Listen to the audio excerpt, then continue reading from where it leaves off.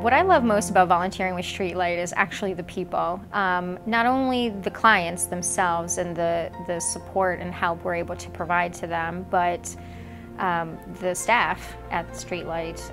I wanted to work for StreetLight because I could see how they had the yearning, the urge, the motivation, they wanted to help everybody all the time. So I took some information and realized they were so much more than just a clothing closet and food pantry that I thought they were. There were Wednesday dinners for the homeless, supportive case management services to help those that are living in tents and trying to find permanent supportive housing. They help with crisis situations. We are all of the same, and we have to reach each one. Each person needs to reach out and pull somebody up. StreetLight's vision to build the Hope Center was going to have a tremendous impact on not only the homeless population in the area, but also allow them to address the issues that actually created the situation of homelessness in the first place, and hopefully lead to a situation of permanent, stable, supportive housing in the future.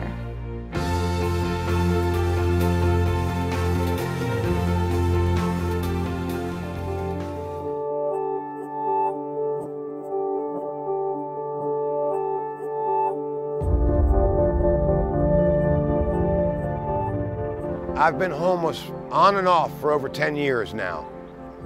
I can't blame anybody but myself. But what happened was, I was married and I'm a homeowner, and I had a house in Dumfries. Me and my wife had domestic problems, so we split up. And I was raising my son. I have one son who's 27 years old now. He'll be 28 this August. We don't really see each other anymore because of my decisions, my lifestyle. So when that collapsed, I went to drugs and alcohol. And that led to me losing my house and becoming homeless. And then I went to jail for child support. I was unemployed and I was living with my mother, and I didn't have a job. And so when my time was up with her, I couldn't stay with her anymore. So I ended up homeless, and I went to a shelter first, and then when my time was up at the shelter, I ended up getting hospitalized for a short period of time, and they referred me here to the drop-in shelter here, and I've been here since September of last year. It's that kind of cycle that I've always been stuck in that has led me to where I am again doing this interview. It's a cycle. Bad luck, bad choices, bad decisions. Bad decisions, bad choices, bad luck. Just felt really kind of ashamed that here I am, and this isn't supposed to be me. This is supposed to be not me. This isn't what my life is supposed to be like. I'm not supposed to be in a homeless shelter. I'm supposed to be settled out on my own, living life. That's what I've always done. I've always been independent. I've always been able to get a job and make my own money and be good at it. And so when this came about, it hit me really hard. I've always said homelessness to me is like a full-time job.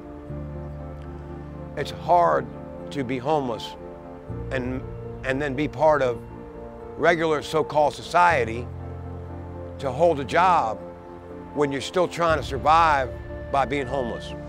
It was tough being out there in the cold. I would go to the library a lot and stay there until I had to come back here. And then I know what I got to face. I got to come out and I got to go panhandle, and I have a sign right here which I use almost every day. You know, it's just a simple sign. It just says, "Homeless, please help." And some people help, some people don't. It provides sometimes, sometimes it doesn't. Most of the time it doesn't. I would like to say that when times get tough, you got me, man. When times get tough, don't make the wrong decisions. Choices, decisions, make the right ones. That's it, man. I'll never look at homelessness or homeless people the same way ever again, because I've been there. They weren't just going into these homeless camps and providing toiletries and socks and propane, which is essential and necessary, but it was more than that. It was much more than that.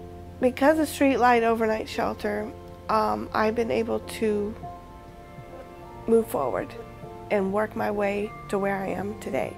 That's what StreetLight does, man. They're out to help. If you want to help, they will help. If you put effort in, they will put effort in. That's a fact. I think without StreetLight, I would be stuck. I would be out there in the streets. It's just a blessing. It's a blessing. And they've always been there. They've helped me tremendously. And I'm grateful that there's a place like this where people can come to, not just for shelter, but maybe for a little help. I'm homeless, but I could be worse. But if it wasn't for StreetLight, I would be worse.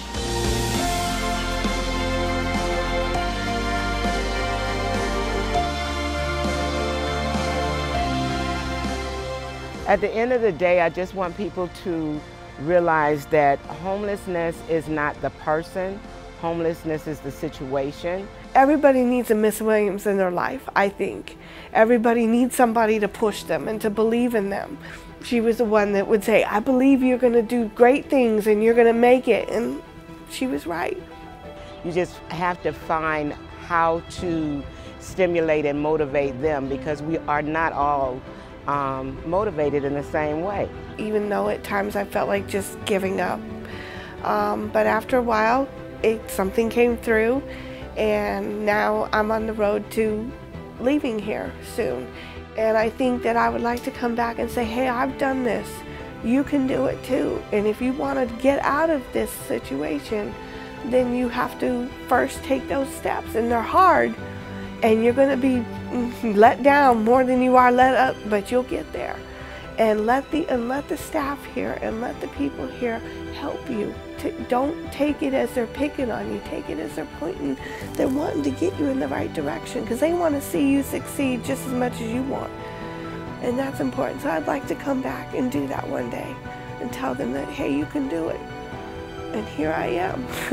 It's living proof of that.